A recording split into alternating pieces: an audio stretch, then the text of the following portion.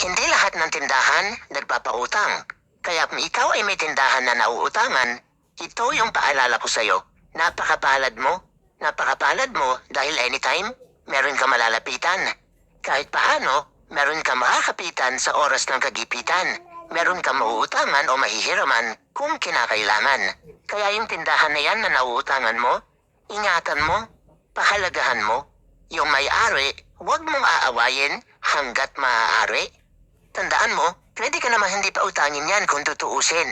Pwede ka naman tanggihan yan o kaya hindi pagbigyan. Pero bakit ka pinuutang?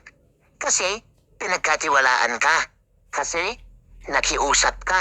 Kaya kung may aawayin ka, hindi yung tindahan na nauutangan mo. Kasi kung wala yan, baka sa ibang tindahan na lalapitan mo, hindi ka mapapagbigyan.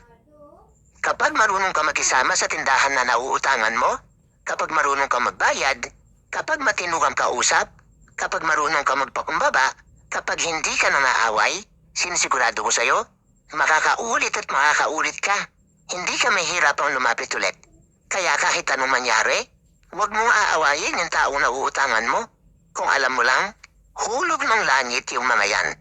Kaya dapat mong alagaan.